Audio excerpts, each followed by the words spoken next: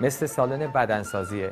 کسی همون روز اول که وارد سالن بدنسازی میشه انتظار نداره که ماهیچه‌هاش و عضله‌هاش بیرون بزنه. این یک روند تدریجی و تکاملیه.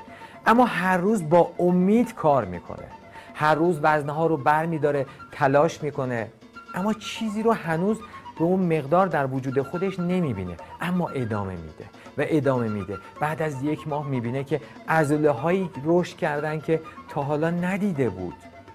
این هم اینطوریه. موضوع شادی انسان هم اینطوریه.